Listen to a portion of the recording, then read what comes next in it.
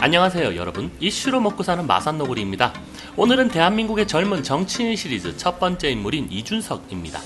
올해 36살로 대한민국의 젊은 정치인 중 가장 인지도가 높으며 현재는 국민의힘 당대표까지 노리면서 화제의 중심에 서 있는 이준석을 알아보겠습니다. 1985년 3월 31일 서울 성동구에서 태어난 이준석은 상계동의 5성 빌라 반지하층에 살다가 굿모닝 신한증권에서 근무하던 아버지가 해외 발령이 나면서 싱가포르와 인도네시아에서 각각 1년씩 거주하였습니다.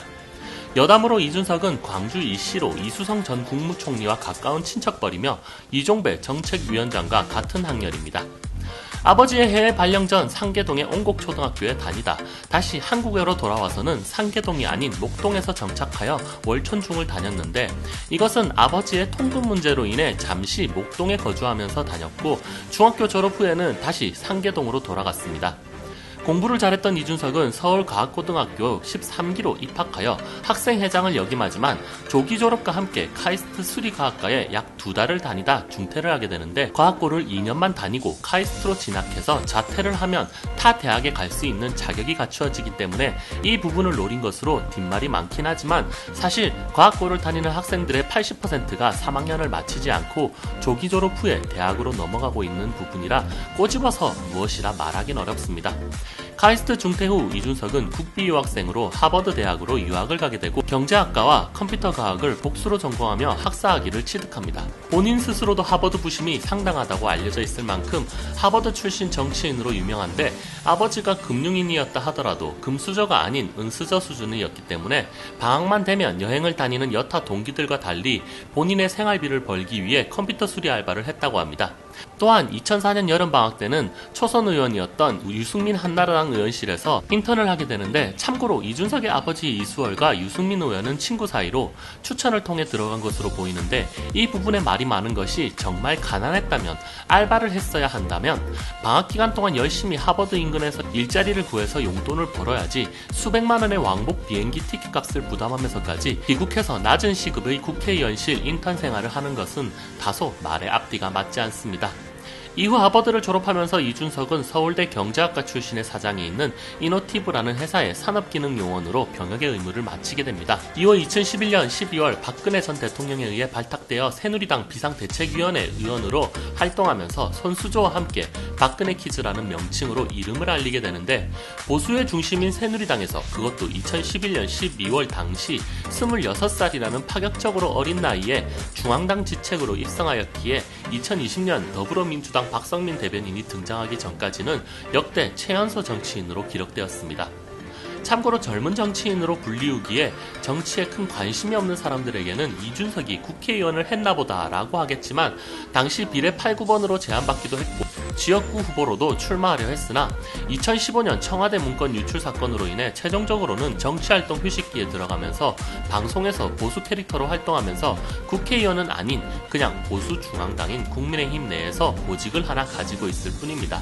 과거 이준석은 자신이 봉사하던 곳에 박근혜가 찾아와 아무것도 아닌 젊은 자신에게 2시간이나 시간을 쓰고 설득하는 것을 보고 자신을 바쳤다라고 밝혔으나, 박근혜 전 대통령이 최순실과 연루된 게이트가 터지면서 박근혜 키즈로 시작하고 떠오른 인물이었던 이준석은 매몰차게 박근혜를 디스하기 시작합니다.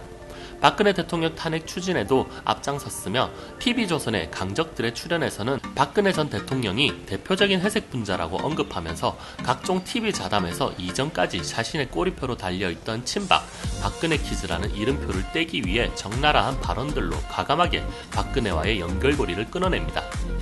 박근혜의 탄핵으로 새누리당 이미지는 괴멸 수준에 치닫자 새누리당 탈당파들이 만든 바른정당에 이준석도 합류하면서 이후 안철수가 대표로 있는 국민의당과 통합이 진행되게 됩니다.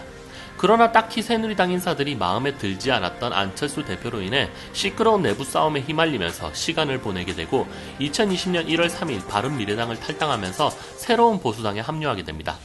당시 여담으로 새로운 보수당에서 온라인 당원 가입 시스템을 만들고자 외주 개발 견적을 의뢰했더니 5천만 원을 불러 프로그래머 출신이었던 이준석은 그냥 이틀 만에 뚝딱 만들어서 내 일당이 2천만 원이냐며 개발업자들을 비판하기도 했습니다. 이후 국민의힘 온라인 당원 가입 시스템이 잘 되지 않는다는 한 유저의 언급에 이준석은 미안, 그건 내가 만든 게 아니라서 라고 말했습니다. 그렇게 이준석은 박근혜 퀴즈로 새누리당에 입성하여 바른정당과 바른미래당, 새로운보수당, 미래통합당을 거쳐 현재의 국민의힘에 자리하게 되고 2021년 재보궐선거에서 서울시장 후보였던 오세훈 캠프에서 20, 30대 젊은 사람들의 지지율을 이끌어내면서 압도적인 격차로 승리를 하며 큰 기여를 했다고 평가받습니다.